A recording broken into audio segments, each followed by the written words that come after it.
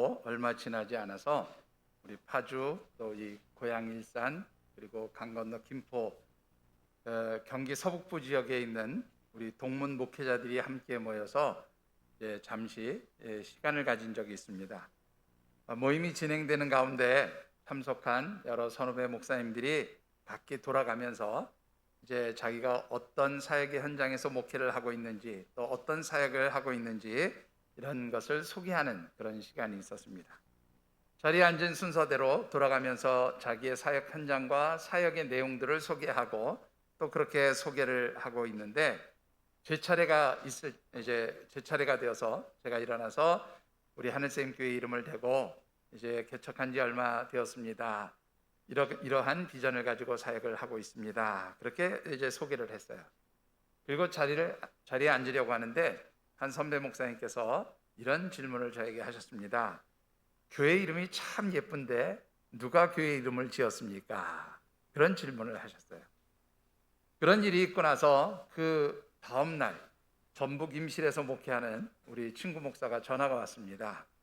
자기 교회에 그 교회 찬양 반주를 돕는 신뢰악단을 이제 하나 만들었는데 그 신뢰악단의 이름을 하늘샘이라고 하는 이름으로 쓰겠다. 써도 괜찮겠느냐? 그렇게 묻는 그러한 전화였는데 사실은 허락을 받기 위한 것이 아니고 이미 그렇게 우리 해가지고 쓰기로 했다. 그러니 알고 있어라 하고 통보하는 그런 전화였어요. 뭐 어쨌든 간에 저는 기쁜 마음으로 하늘샘이라는 이름을 써도 좋다. 그렇게 대답을 했습니다. 사실 이 하늘샘이라고 하는 이름은 우리 교회가 처음 개척할 당시에는 전국에 하나도 없던 이름이었어요.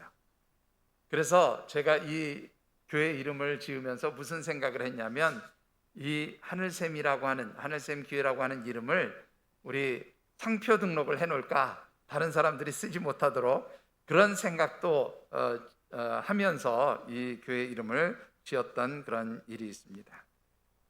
그런데 그 친구 목사와 통화를 딱 끝내고 난 뒤에 그때 제 머릿속에 스쳐가는 생각이 하나 있었어요. 이게 뭐냐면 많은 사람들이 교회 이름이 무엇입니까? 교회 이름이 참 예쁩니다. 누가 교회 이름을 지었습니까? 또 그 교회 이름을 우리가 사용해도 되겠습니까? 이런 질문을 하신 분들은 참 많았어요. 그런데 정작 왜 하늘샘 교회입니까? 라고 물어보는 분은 거의 없었습니다.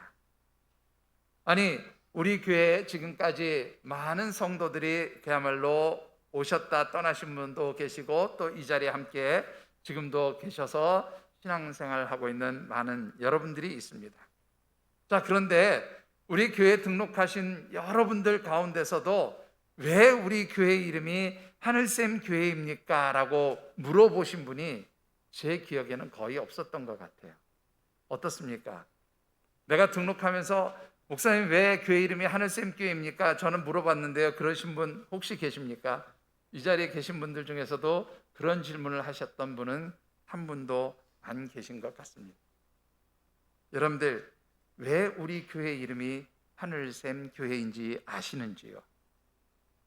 자, 2021년 1월에 우리가 함께 묵상하는 말씀의 주제 한번 읽어보실까요? 2021년 하나님의 축복이 넘쳐 흐르게 하라. 예, 한 번 더 읽어보시죠. 2021년 하나님의 축복이 넘쳐 흐르게 하라. 예, 1월 달 우리 말씀의 주제 하나님의 축복이 넘쳐 흐르게 하라. 이 주제는 2021년 우리 하늘샘 교회의 표어인 하늘의 샘을 흘러 넘치게 하라 하는 그 표어에 맞춰서 정한 그런 말씀의 주제입니다. 특별히 2021년을 시작하면서 우리 하늘샘 교회의 표어가 하늘의 샘을 흘러 넘치게 하라, 이런 이런 주제를 정하게 되어진 것은 우리 조금 전 장로님 기도 가운데서도 그런 내용의 말씀이 있었습니다마는 2021년 올해는 우리 하늘샘 교회가 만 20세가 되어지는 성년이 되어지는 그런 해이기도 합니다. 지금부터 꼭 20년 전인 2001년 5월 6일 지금의 해솔 2단지 월드메리디앙 아파트 정문 앞 상가 지하에서 첫 예배를 드리면서 우리 하늘샘 교회가 이제 20년의 세월을 이 파주 지역 안에서 이제 말씀과 기도로 그렇게 세워진 교회가 되었습니다. 그래서 이제는 우리 교회가 성인이 된 교회로서 특별히 우리 교회에 주신 그 이름처럼 하나님 주시는 은혜의 샘물을 흘러 넘치게 하는 그런 축복의 통로, 복의 근원이 되는 교회가 되기를 바라면서 기도하는 가운데 올해 2021년 우리 교회 표어가 하늘의 샘을 흘러 넘치게 하라, 그렇게 정해진 것입니다. 즉 이 말씀을 우리가 성경적인 표현을 한다면 여러 번 말씀드렸습니다마는 2021년 우리 하늘샘 교회가 그 주신 이름처럼 이 지역사회 안에서 복의 근원, 축복의 통로로서의 사명을 감당하는 교회예요. 또 우리 하늘샘 교회에 속한 모든 성도들이 이 지역사회 안에서 우리 주변 사람들에게 복의 근원으로 축복의 통로로 살아가기를 기도하는 마음으로 정해진 그러한 말씀의 주제이기도 합니다. 그래서 지난 1월 첫 번째 주일에는 우리가 복이 있는 사람이 되어서 하나님의 축복을 나누어 주기 원한다면 먼저 우리의 삶의 자리에 하나님의 영이 충만하게 임재하시며 또한 그 하나님의 영이 넘쳐 흐르는 삶이 되어져야 한다라는 말씀을 드렸습니다.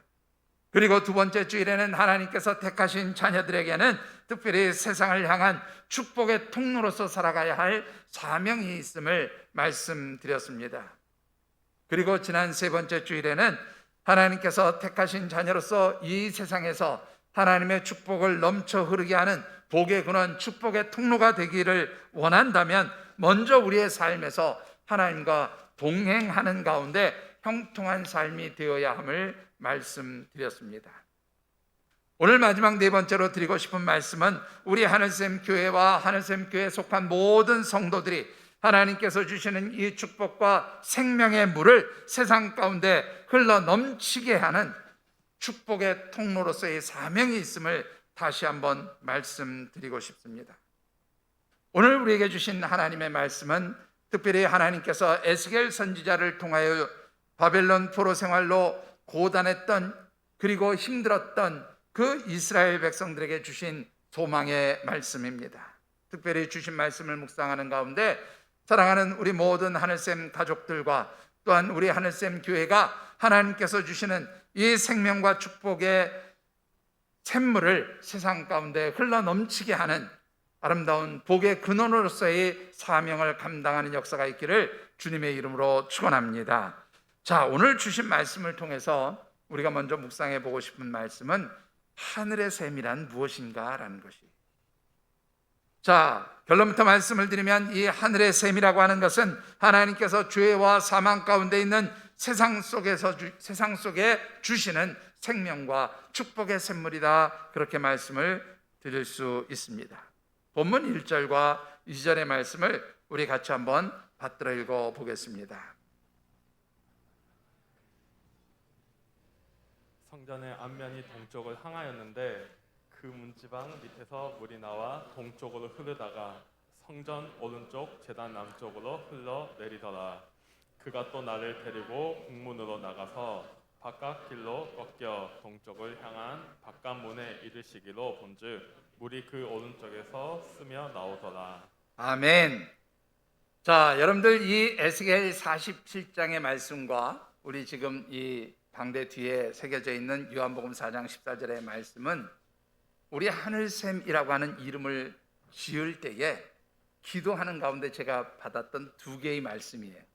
하나는 바로 이 에스겔 47장 1절로부터 12절까지의 말씀이었고, 다른 하나는 여러분들 잘 아시는 요한복음 4장에 예수님과 사마리아 수가성의 여인이 대화하는 과정에 주셨던 말씀, 이 요한복음 4장 14절의 말씀이 바로 우리 교회의 이름이 지어지게 된 배경이 되는 말씀입니다. 특별히 그 중에 하나인 본문 에스겔서 47장의 말씀을 이해하기 위해서는 먼저 이 에스겔 선지자가 어떻게 이 성전에서 흘러나오는 물의 환상을 보면서 말씀을 전하게 되었는가를 잠시 살펴보는 것이 도움이 될 것 같습니다. 여러분들이 잘 아시는 대로 남북으로 갈려졌던 이스라엘이 이제 북이스라엘은 아수르에 의해서 또 남유다는 바벨론에 의해서 완전히 멸망을 당하게 되어집니다. 남유다는 북이스라엘보다 약 100년을 더 나라를 유지하며 살았지만 결국 이 남유다와 북이스라엘 모두 하나님 앞에 범죄함으로 인해서 하나님의 징계와 심판을 받게 되고, 그래서 각각 아수르와 바벨론에 의해서 멸망을 당하게 되어집니다. 자, 그런데 이 남유다 백성들은 특별히 바벨론에 의해서 멸망을 당하게 되어지는데, 바벨론은 3번의 침공을 하면서 남유다 백성들을 포로로 끌고 가게 돼요. 제일 첫 번째는 주전 605년에 한번 이스라엘 남유다 백성들을 포로로 끌고 가게 되었고, 두 번째는 주전 597년에, 그리고 마지막 세 번째는 남유다가 완전히 멸망하게 되는 주전 587년에 이제 이 남유다의 백성들을 바벨론의 포로로 끌고 가게 되어집니다. 자, 이렇게 3번에 걸쳐서 남유다 백성들이 포로로 끌려서 바벨론에 가게 되어지는데, 특별히 에스겔 선지자는 두 번째 포로로 끌려가던 주전 597년, 그의 나이 25살 때 여호야긴 왕과 고위 관리 등 귀족들, 왕족들과 함께 바벨론으로 끌려가게 됩니다.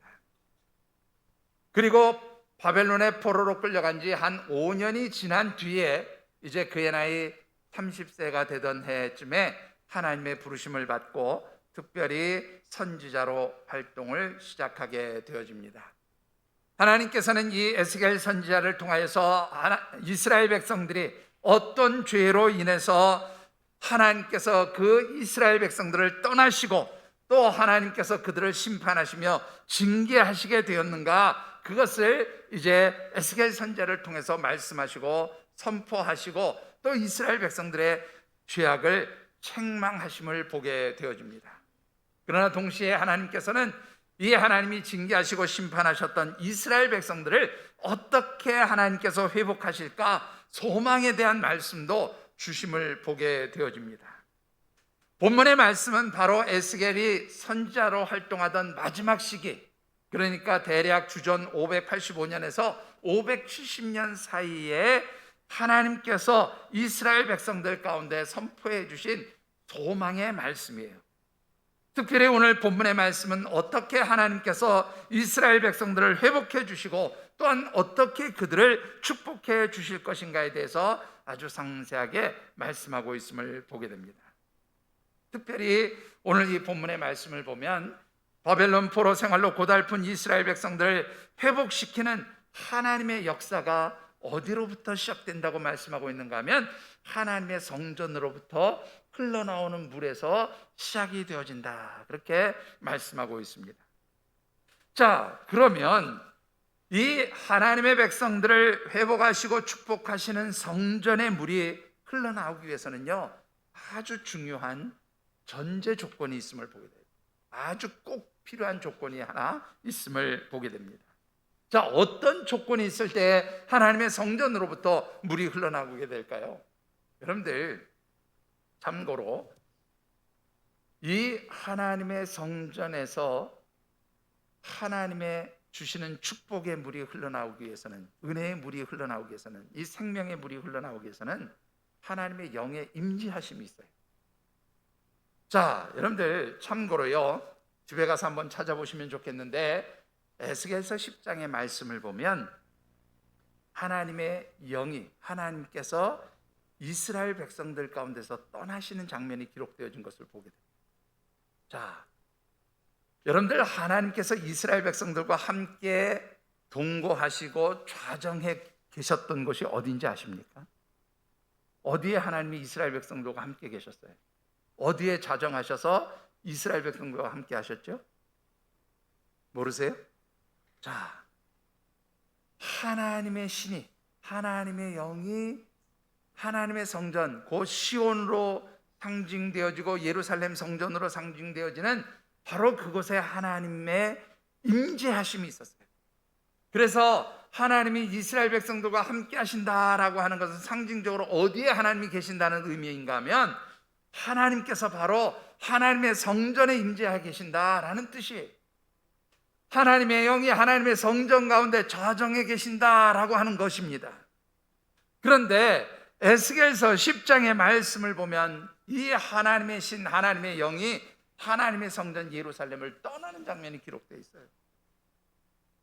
왜 하나님께서 이 예루살렘 성전을 떠나십니까? 그것은 이미 앞서서 말씀드린 대로 이스라엘 백성들이 하나님 앞에 범죄하고 특별히 하나님을 섬기기보다는 우상을 섬기는 그러한 일들 때문에 하나님의 영이 하나님의 신이 하나님 성전에서 떠난 장면이 에스겔서 10장에 기록되어 있습니다.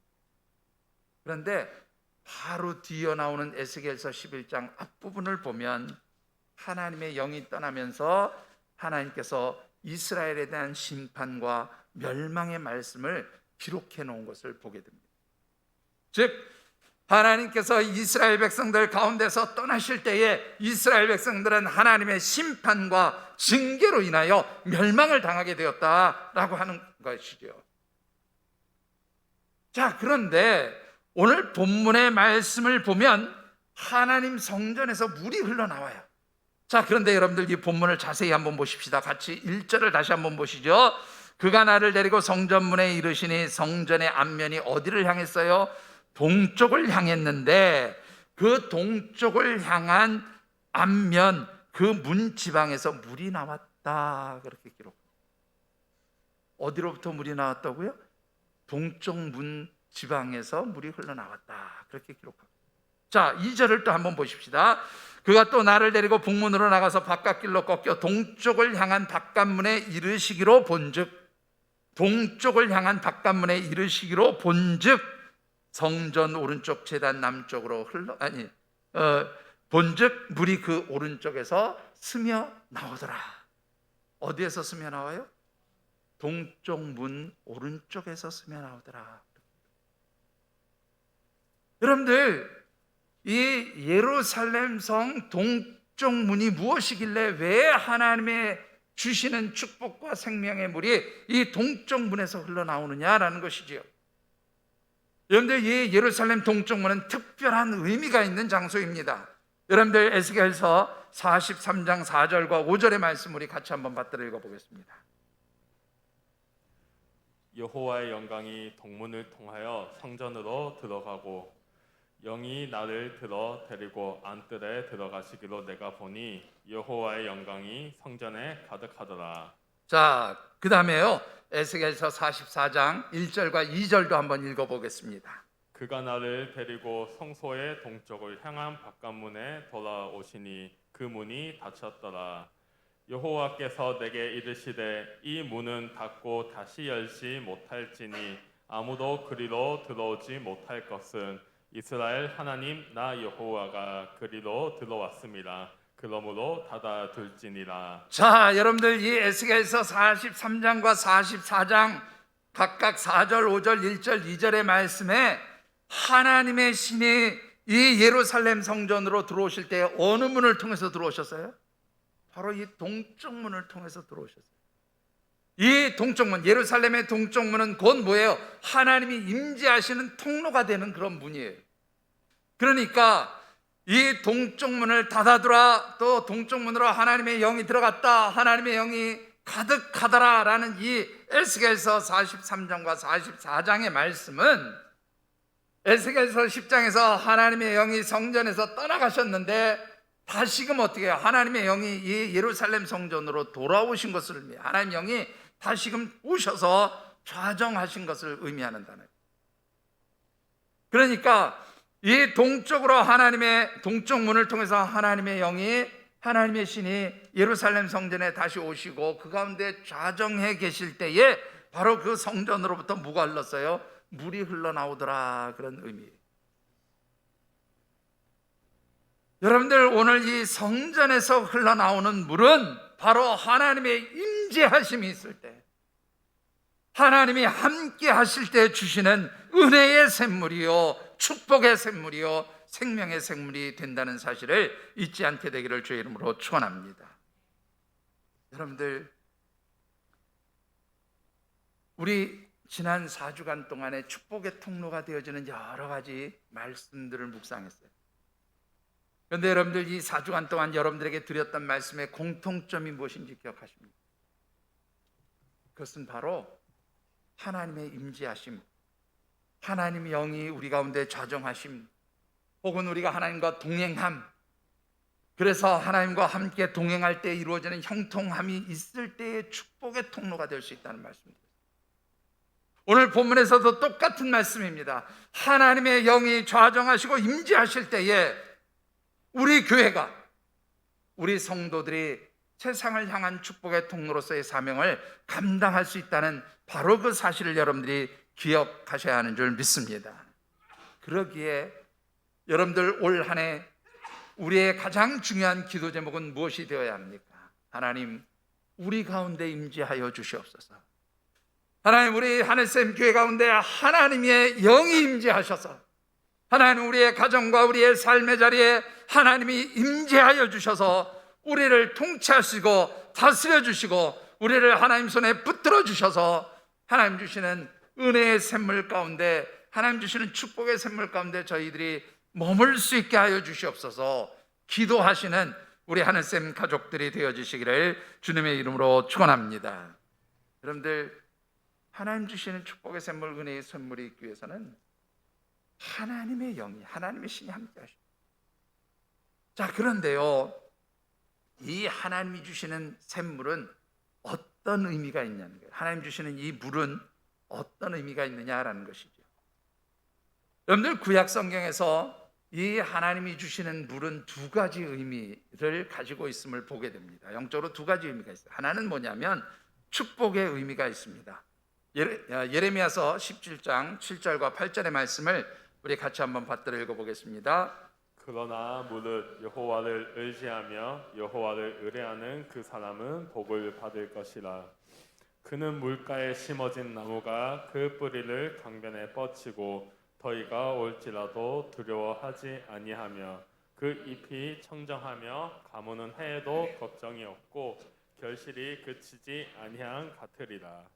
자, 여러분들 이 말씀 보시면은요, 예레미야 17장 먼저 7절에 보시면 무릇 여호와를 의지하며 여호와를 의뢰하는 그 사람은 복을 받을 것이다, 그렇게 말씀.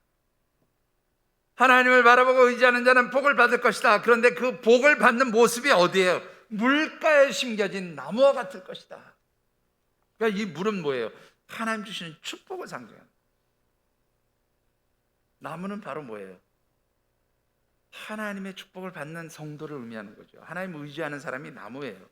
그런데 그 나무 가운데 뭐가 있어요? 하나님 주시는 은혜의 물이 흘러들어가요. 하나님 주시는 축복의 물이 흘러들어가요. 그래서 그 사람이 뭐가 되는 거예요? 복 있는 삶이 되는 거예요. 사랑하는 성도 여러분, 올 한 해 여러분들에게 주시는 이 하나님 축복의 물이 흘러넘치게 되기를 주님의 이름으로 축원합니다. 자, 두 번째로는요, 이 구약 성경에서 하나님 주시는 물은 어떤 의미가 있냐면 생명을 의미해요. 여러분들, 예레미야서 2장 13절의 말씀도 우리 같이 한번 받들어 읽어보겠습니다. 예레미야서 2장 13절입니다.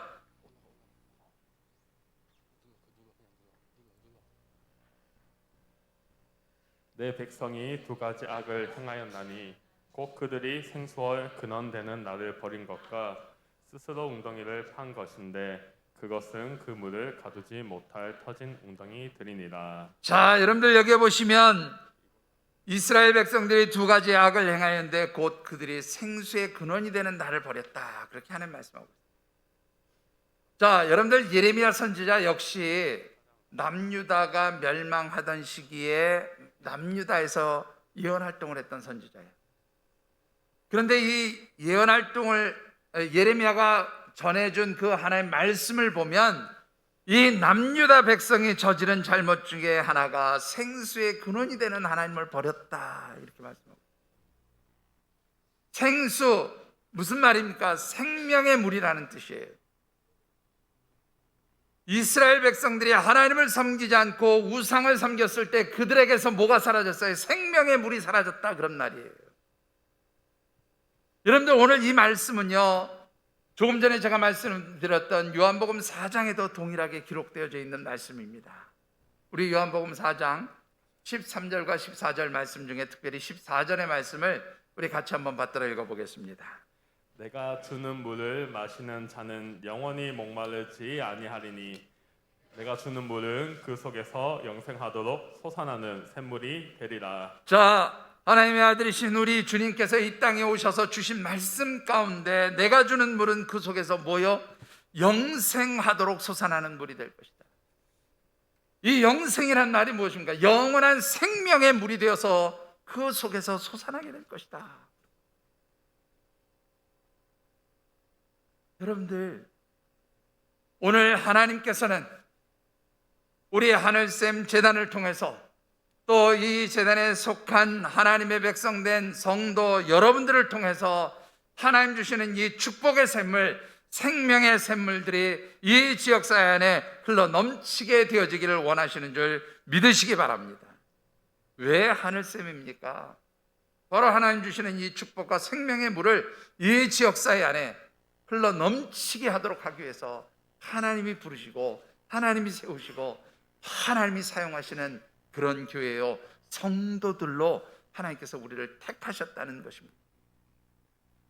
사랑하는 성도 여러분, 오늘 저와 여러분들이 하나님이 택하신 축복과 생명의 물을 흘러 넘치게 하는 참으로 그런 귀한 사명과 또 비전을 받은 교회요, 성도로서의 자부심을 가지시고 늘 어디에서든지 하나님의 축복의 통로답게 당당하게 살아가시는 귀한 역사가 있게 되기를 주님의 이름으로 축원합니다. 자, 그런데요, 이 하나님께서 주시는 축복과 생명의 물이 흘러갈 때에 어떤 역사들이 나타나게 되는가라는 것입니다. 첫 번째는 회복의 역사예요. 소송의 역사입니다. 47장 8절의 말씀을 같이 받들어 읽어보겠습니다. 그가 내게 이르시되 이 물이 동쪽으로 향하여 흘러 아라바로 내려가서 바다에 이르니니 흘러내리는 물로 그 바다의 물이 되살아나리라. 자, 여러분들 여기서 굉장히 중요한 단어가 하나 나와요. 되살아나리라. 옛날 성경에 보면 소송케되다 그러면 이 되살아나다라는 단어가요, 히브리어 원문을 보면 여러분들이 잘 아시는 거예요. 여호와 라파 할 때 쓰는 그 라파예요. 여호와 라파, 여호와 라파, 주님 나를 치료하시니 여호와 라파. 바로 이 단어입니다. 하나님의 물이 흘러갈 때, 하나님 주시는 축복과 생명의 물이 흘러갈 때에 바로 죽음 가운데 있던 그 모든 삶의 자리에 뭐가 일어나요? 생명 회복의 역사가 일어나게 된다, 그런 말씀입니다. 오늘 하나님께서 하나님의 성전을 통하여 이 생명과 축복의 물이 흘러갈 때에 여러분들 어디가 살아나는가 말씀을 했는가 하면 여기에 보니까 8절에 아라바로 내려가서 바다에 이르게 됐다, 그렇게 말씀합니다. 여러분들 이 아라바라고 하는 곳은 어딘가 하면, 여러분들 이스라엘은 큰 호수가 두 개가 있어요. 그죠? 하나는 무슨 호수입니까? 갈릴리 호수. 갈릴리 호수가 얼마나 크냐면 이 갈릴리 호수를 바다라고 불러요. 네? 바다가 아니고 원래 민물 호수인데 바다라고 부를 정도로 그렇게 커요. 근데 이 갈릴리 호수보다 몇 배 더 큰 게 뭐예요? 바로 그야말로 죽음의 바다, 염해라고도 부르는 사해예요, 사해. 그런데 이 아라바라고 하는 지역은 바로 뭐냐면 그 사해로 들어가는 입구에 있는 그 낮은 지역, 그 일대를 다 아라바라고 그렇게 얘기를 합니다. 그러니까 아라바로 흘러가서 그 죽은 바다의 물을 다시 회복시킨다는 말은 상징적으로 그 죽은 바닷물, 사해를 하나님이 살리신다라는 겁니다.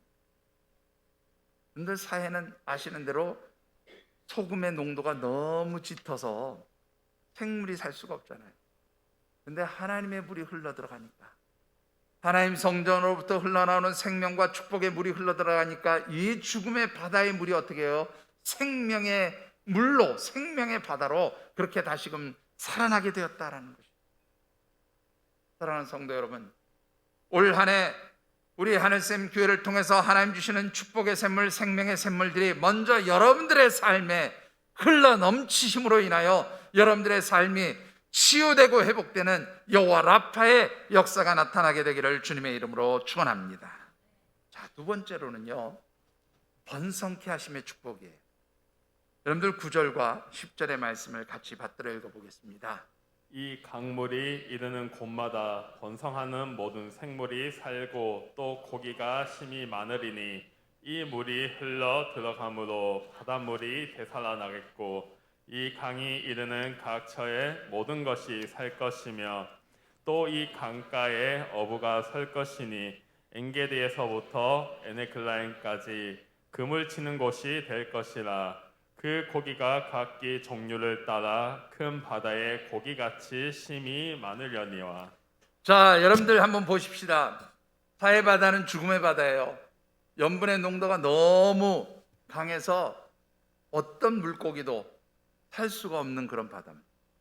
그런데 이 바다에 하나님 주신 생명과 축복의 물이 흘러들어가니까 이것이 다시 살아나서 여기에 보니까 뭐가 번성해요? 예? 뭐가 번성해요? 이 강물이 이르는 곳마다 번성하는 모든 생물이 다 어떻게 해요? 살아난다. 근데 그 대표적으로 하나가 많은 고기가 번성하게 되는데 그 고기의 번성이 얼마만큼 많은가 하면 엔게디에서부터 에네글라임까지 그물을 치는 장소가 될 것이다. 그렇게 말씀합니다.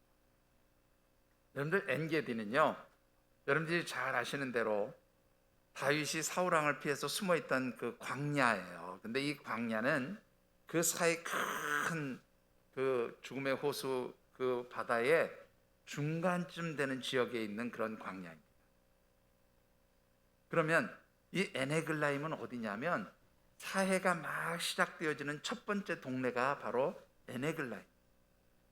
그러니까 사해가 시작되어지는 첫 번째 동네로부터 그 큰 사해의 중간쯤까지가 다 뭐가 되냐면 그물 치는 곳이 된다는 거예요. 그만큼 고기가 엄청나게 번성해서 거기에 어부들이 서서 고기를 잡게 될 것이다. 한마디로 번성함의 축복입니다. 하나님 주시는 생명과 축복의 물이 흘러들어갈 때에 거기에서 나타나는 두 번째 역사는 뭐예요? 번성케 하는 역사예요. 풍성하게 만드시는 하나님 역사가 있는 줄 믿습니다. 올 한 해 여러분들이 이 지역사회 안에서 하나님 주시는 축복의 통로로 살아가기 위해서 먼저 여러분들의 삶의 자리에 하나님 주시는 풍성한 번성함의 역사가 나타나게 되기를 주님의 이름으로 축원합니다. 자, 세 번째로는요, 공급해 주시는 역사가 나타나요. 여러분들 11절 말씀을 같이 받들어 읽어보겠습니다. 그 진펄과 개펄은 되살아나지 못하고 소금 땅이 될 것이며. 자, 이 말씀을 잘못 읽어보면 하나님의 물이 다 흘러가는데 그 진흙벌, 갯벌 있는 쪽은 하나님이 회복시키지 않는다 그렇게 생각하실 수도 있어요. 그런데요, 여러분들 이 사해의 진흙이 얼마나 귀한 치유의 능력이 있는지 아세요? 혹시 가보신 분은 알겠지만 이 사해에 진짜 유명한 게 또 하나 있죠. 뭡니까? 예? 사해에 유명한 거 뭐 있어요? 사해에서 나오는 것 중에 유명한 거, 여성들이 되게 좋아하는 건데 잘 모르세요? 예? 머드팩 유명합니다. 여러분들 우리나라 보령의 진흙축제, 머드축제 유명하죠? 근데 이 사해의 진흙도 굉장히 유명해요. 그래서 저 유럽이나 이 지중해 쪽 뭐 이런 나라의 그 돈 많은 부자들이요, 몸에 피부 질환이 있으면 이 사해에 와서 그 진흙으로 머드팩을, 그리고 또 그 머드팩을 하고는 옆에 유황온천이 있어가지고 거기 가서 또 그거 씻어요. 그렇게 해서 계속 반복하면 피부병이 다 낫는다고 그러죠. 네, 그만큼 이 좋은데 여기서 이 진흙과 그 여기 나오는 뭡니까? 이 진펄과 개펄은 바로 그 진흙이 있는 그런 곳을 의미하기도 하지만 사해에 물이 고여 있는 웅덩이들을 의미하는 단어이기도 해요. 근데 이 웅덩이들은 왜 필요하냐면 바로 그곳에서 뭐가 나와요? 여기에 지금 중요한 말이 있어요. 소금 땅이 될 것이다 라는 말이에요.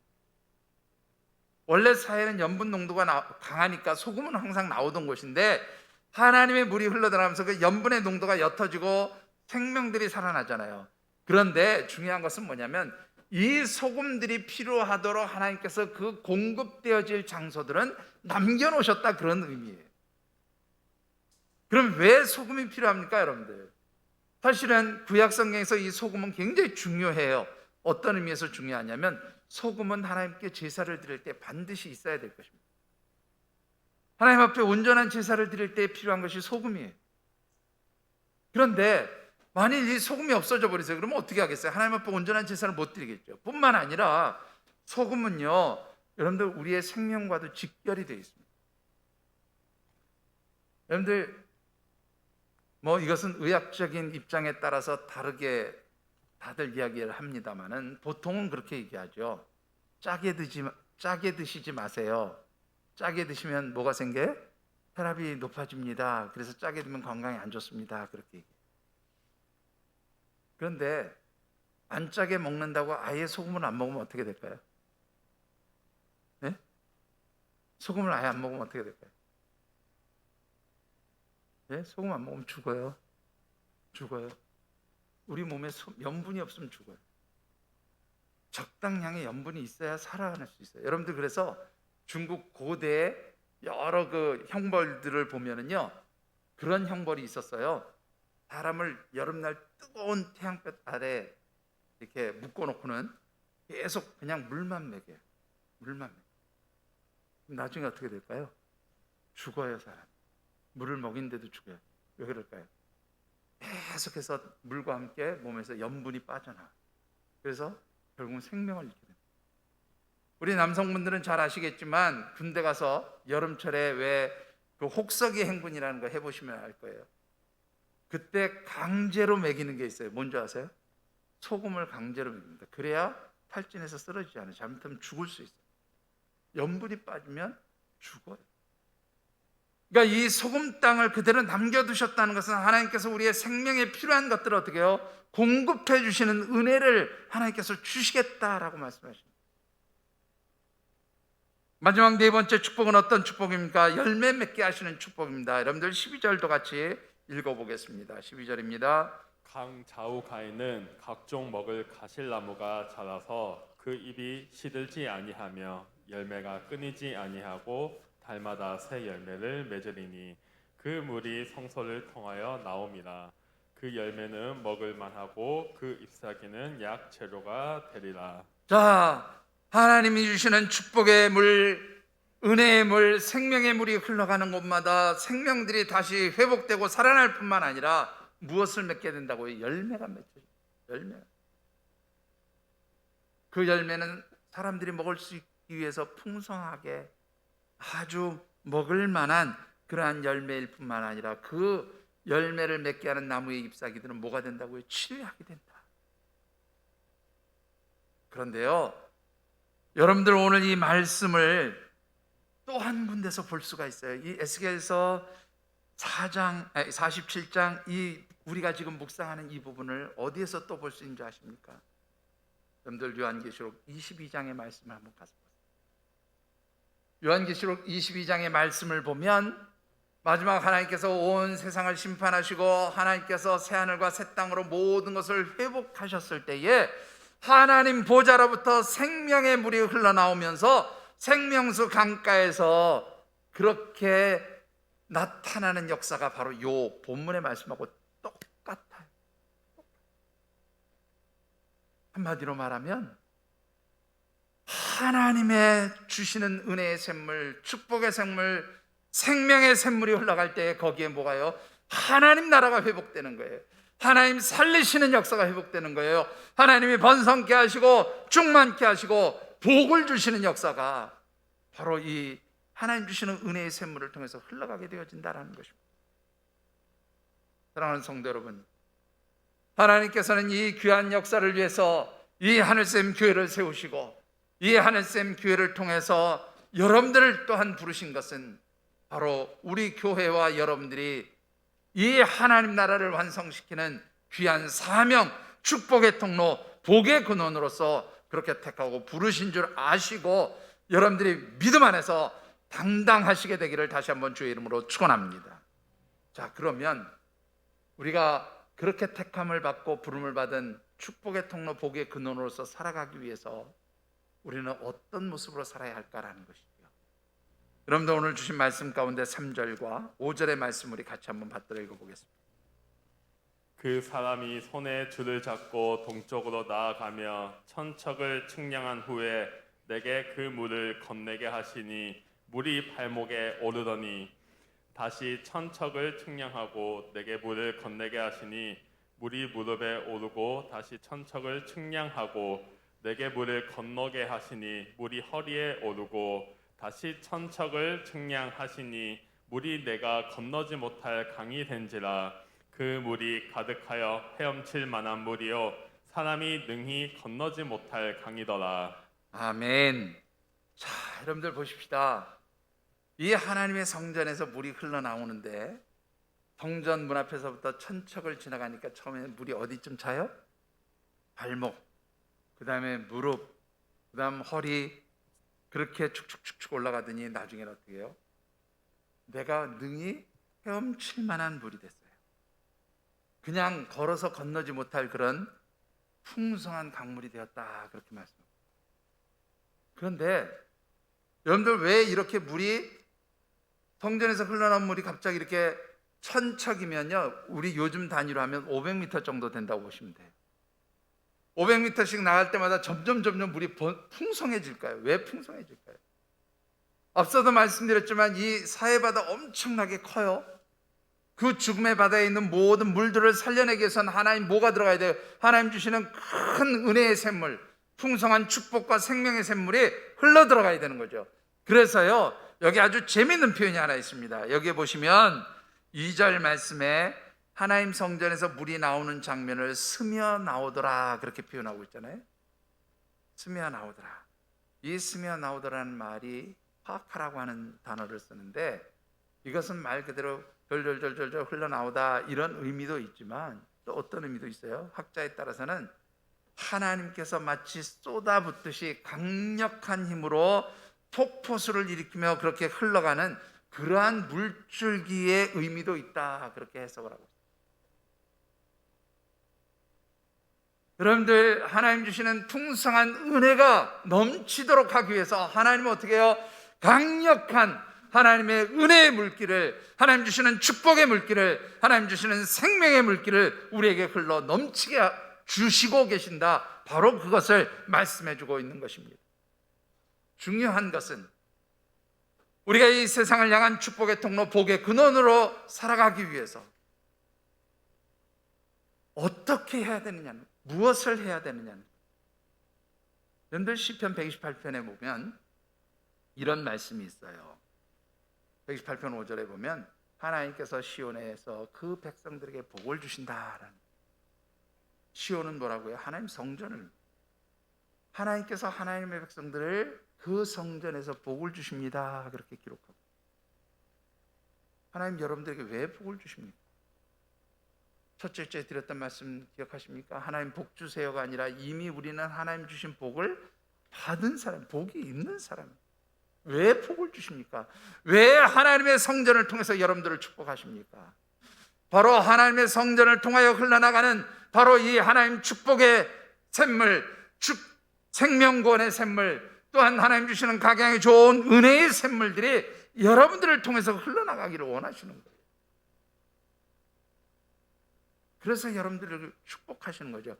그런데 그 축복의 물이 어떻게 해요? 처음에는 발목에서 무릎으로, 무릎에서 허리로 완전히 잠기도록 그렇게 흘러나간다는 데서 아주 중요한 의미가 있다고. 보통 이 부분, 발목, 무릎, 허리 잠길 만큼 흘러가는 이 물의 의미를 뭐라고 말씀하는지 아십니까? 대부분의 성경학자나 목사님들이 이런 얘기를 많이 합니다. 성도들이 영적으로 어떤 단계에 들어가는 것을 보여주는 말씀이다. 하나님이 주시는 은혜의 강물에 풍성하게 젖어들라는 거예요. 하나님 주시는 그 은혜의 강물에 발목만큼만 적시지 말고, 무릎만큼만 적시지 말고, 허리만큼만 적시지 말고 어떻게 풍성하게 젖어들어라, 그런 의미라고 그렇게 해석을 합니다. 여러분들 축복의 통로로 살아가기를 원하십니까? 그러면 하나님께서 이 하늘샘 재단을 통하여 주시는 그 풍성한 은혜의 강물, 축복의 강물, 생명의 강물에 여러분들이 풍성히 젖어들게 되기를 주의 이름으로 축원합니다. 그리할 때에 하나님 주신 축복의 통로로 살아갈 수 있는 말씀을 맺습니다. 저희 아이들이 아주 어렸을 때 우리 교회 그 집사님 권사님 가정에 그 손길을 통해서 저 용인에 있는 그 캐리비안 데이라고 하는 물놀이장을 갔던 적이 있어요. 여기 캐리비안 베이에 가면 뭐 여러 가지 그 물놀이 시설들 있잖아요. 우리 아이들이 가장 좋아하는 게 어디냐면 파도풀이었어요.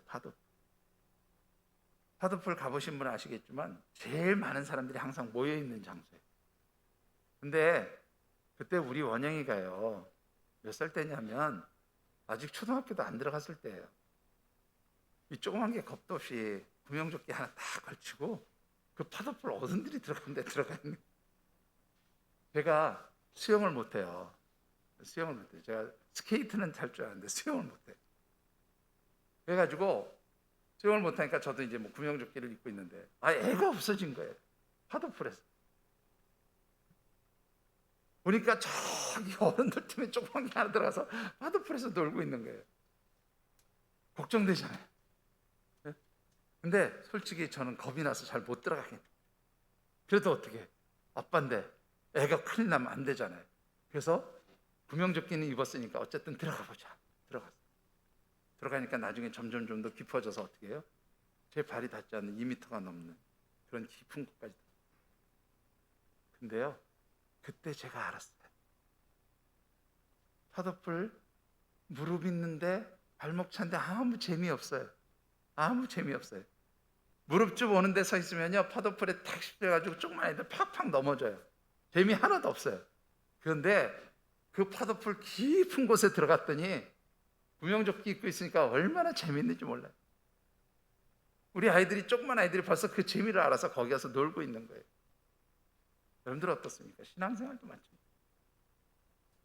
하나님 주시는 은혜의 강물에 충만하게 여러분들이 젖을 때에 진짜 재미가 있어요.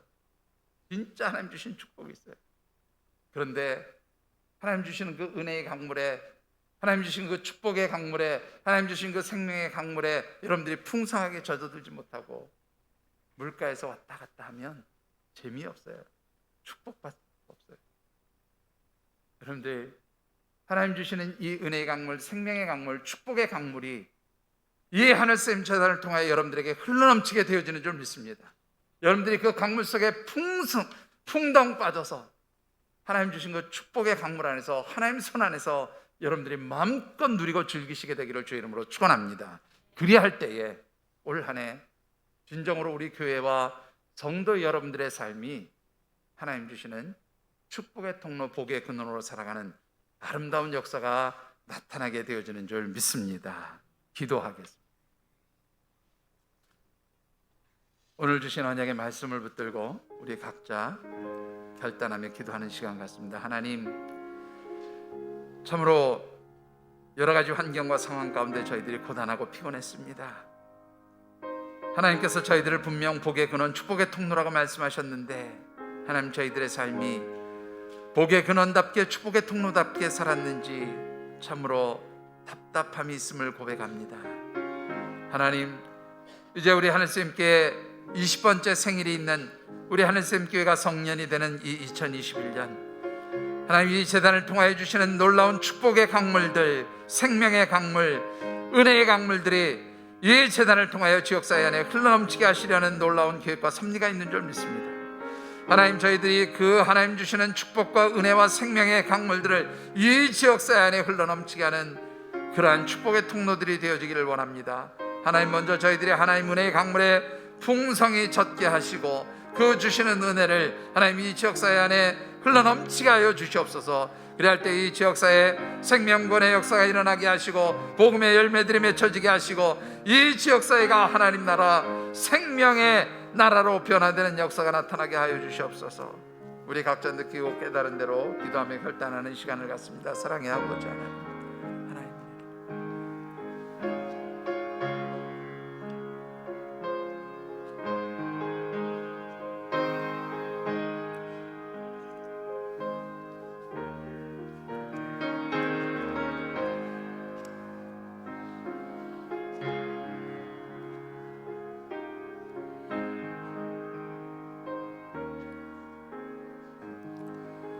사랑의 아버지 하나님, 이 세상 많은 사람들 가운데 저희들을 하나님께서 택하여 주시고 주께서 예정하신 뜻과 섭리 가운데 세우신 이 하늘샘 재단 축복의 통로 복의 근원에 저희들의 믿음의 뿌리가 내리게 하심에 감사와 찬양을 올려드립니다.